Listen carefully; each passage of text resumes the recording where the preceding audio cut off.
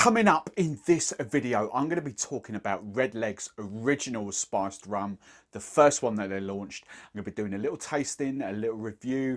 I'm going to tell you what mixers I think work very well with it. And then coming up right at the end, I've got a quality cocktail that works just perfectly with RedLeg Spiced Rum.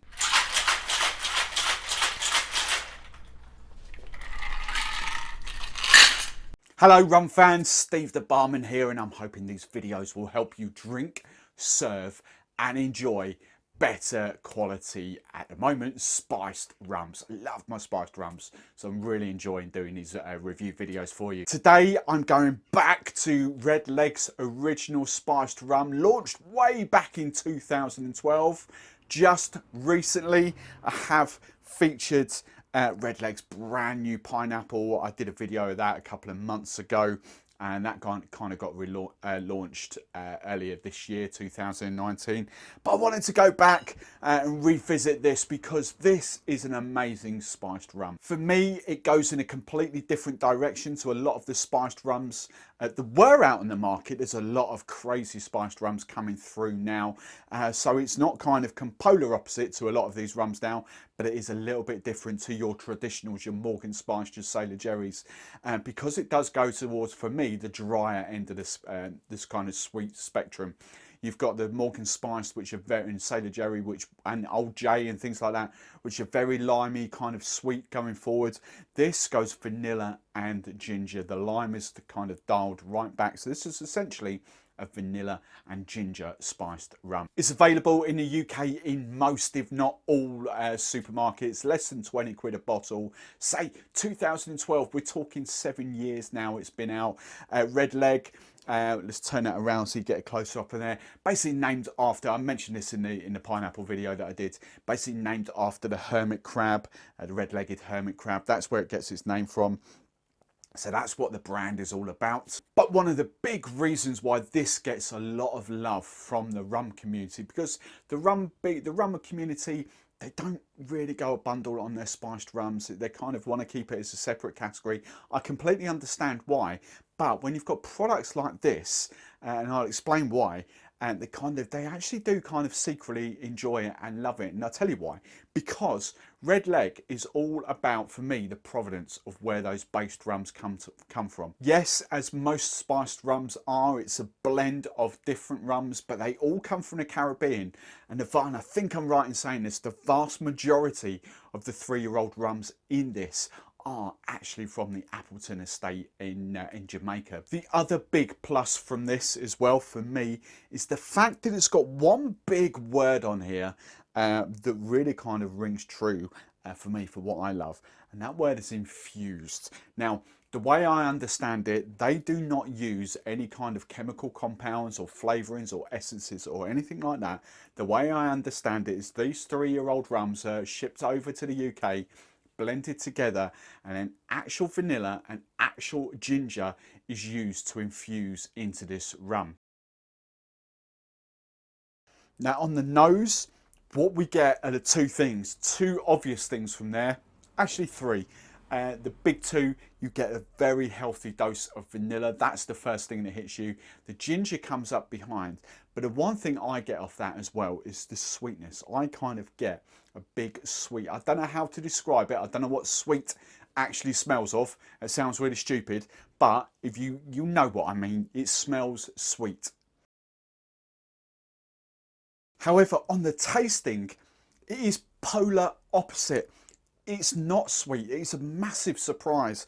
The ginger is the big thing that you get. The kind of vanilla is the subtle thing in the background. Yes, you do get lots of spices. But as I say, I do call this a drier spiced rum. Yes, it's sweet, but it's at the drier end of that sweet scale. Drinking it neat, it is super smooth. It doesn't give you any alcohol burn at all. Comparing that to something like Sailor Jerry, there is absolutely no comparison. You would and I would say most rum fans would quite happily drink that neat, whereas Sailor Jerry is just that kind of ethanol alcohol thing going on.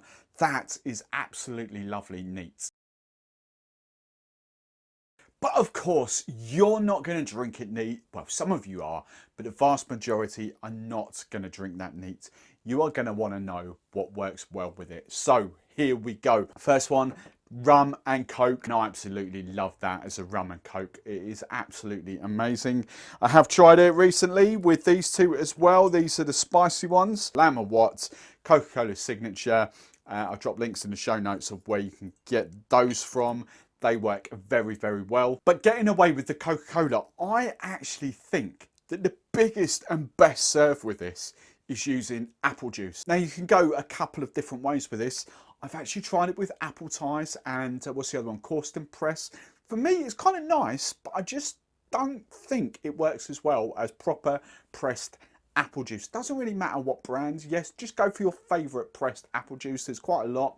But as I say, I think that with apple juice is amazing. But to take it to another level, then half apple juice, half ginger beer with that. And I think you've got an amazing highball there. One last mixer to shout out, and this is Fentiman's Tropical Soda. Again, I've only just recently, in the last couple of weeks, tried that. I think that works very, very well, simply because the same way apple juice and ginger works very well, pineapple and ginger works very well, and the big pineapple notes cutting forward in that work very, very well with Red Leg. Now, as I mentioned at the top, I've also got a cocktail recipe for this. There are so many things you can do with this because, as I say, those ginger notes in there, the vanilla, it just works very well. But I've got something kind of virgin antique. It has been a staple of in my cocktail armory, if you want to call that, for a good few years now. This is my lychee and ginger. Yes, I said it, lychee and ginger Caipirissima. Now the glass we're going to serve it in is an old-fashioned glass. In your cocktail tin, take 4 wedges of lime, so about 3/4 of a lime, and cube them. So we've got little cubes like that, and then we're just going to pop them in there. The next ingredient you want is sugar syrup. You can make it yourself at home. I've told you countless times how to do it. You can buy it in every single supermarket. 15 mil of sugar syrup. Now with Caipirinhas and Caipirissimas, Caipirissima is the rum version of a Caipirinha, you're going to want the extracts and all the juices and all the oils coming out of the lime skins as well. So take a muddler and gently muddle all those limes and get the juice. The next ingredient I use is falernum. This is the proper alcoholic version made in Barbados. Just 5 mil. The next ingredient you need is your lychee liqueur. You need 15 mil.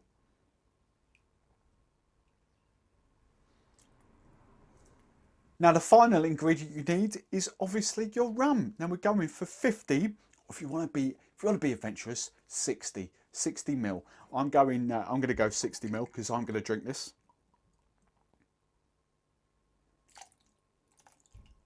Now you just need to fill this up with ice. For me, I always go crushed ice. Fill your cocktail shaker with crushed ice.